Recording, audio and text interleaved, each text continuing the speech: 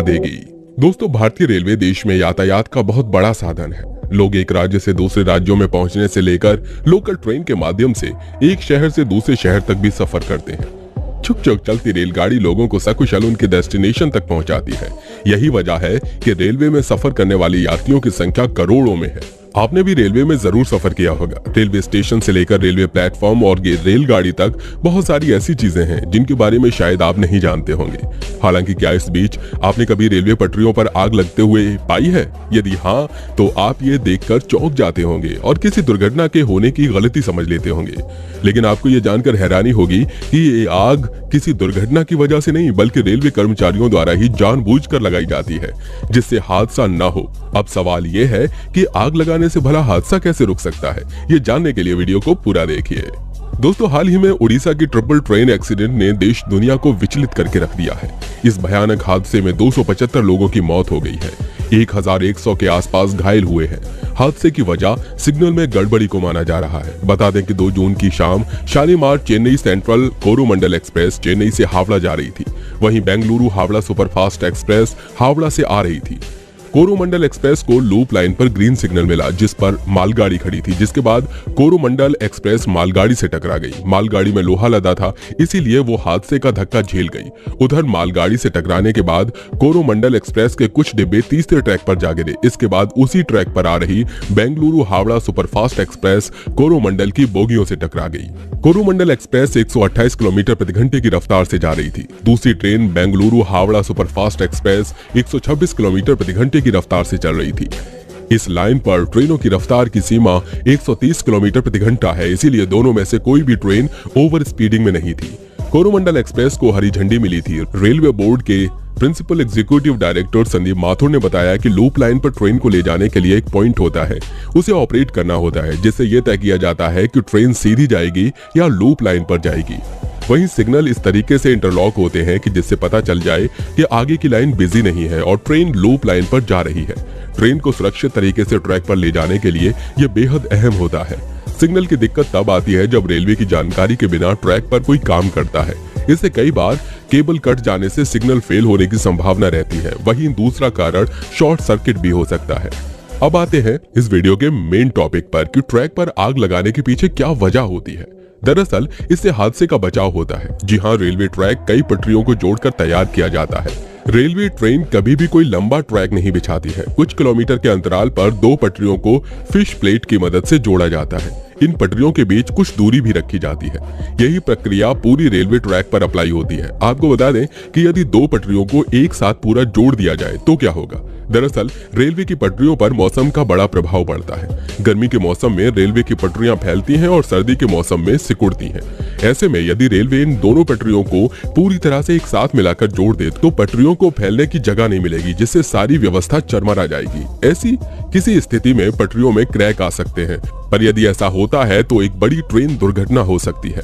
Railway track के लोहे की पटरियां तापमान कम होने पर सिकुड़ती हैं। यही कारण है कि रेलवे के कर्मचारी रेलवे पटरियों के जॉइंट पर कुछ दूरी तक आग लगाते हैं, जिससे पटरियां गर्म हो जाएं और उनके सिकुड़ने का डर न हो।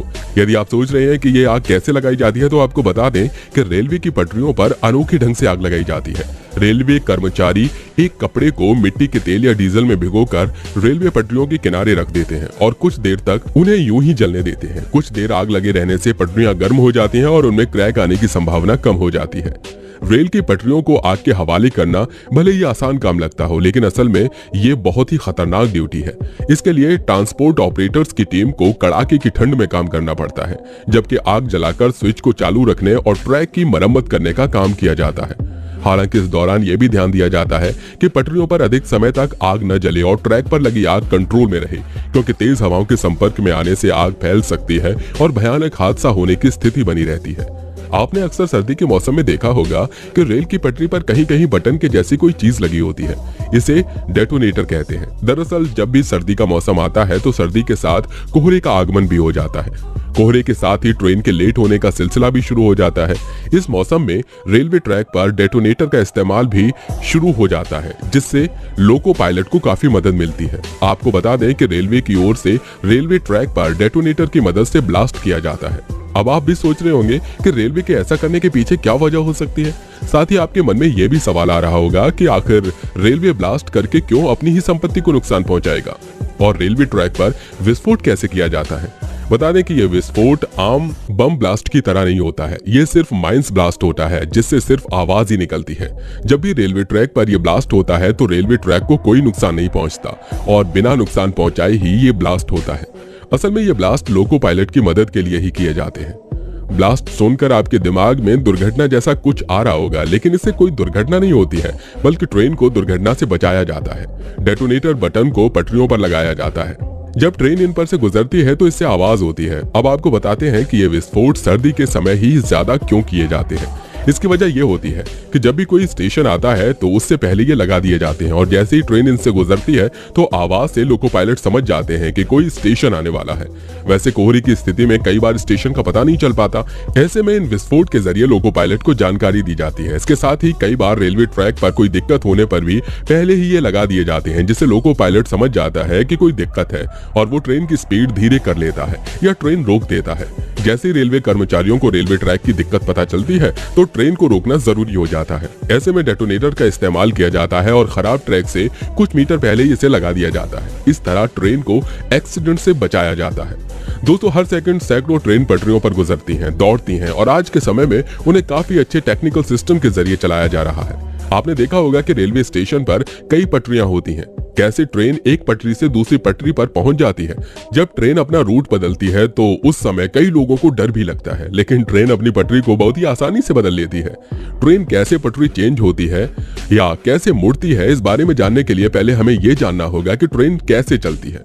दोस्तों, ट्रेन पटरी को अंदर से पकड़कर चलती है, यानी ट्रेन के टायर पटरी में सेट रहते हैं। टायर में पटरी के अंदर का हिस्सा बड़ा रहता है जो पटरी को जकड़कर रखने में मदद करता है। ट्रेन की पटरी सीधी ही रहती है, लेकिन जहां इसे मोड़ना होता है वहां पटरी थोड़ी अलग रहती है। पटरी के बीच नुकीले रेल यानी लोहे की पटरी लगी रहती है। इससे आने वाली ट्रेन को दिशा मिलती है। ये थोड़ी घूमी हुई रहती है, इस वजह से ही ट्रेन को यहाँ थोड़ा सा घुमाना होता है या दूसरी पटरी पर शिफ्ट करना पड़ता है।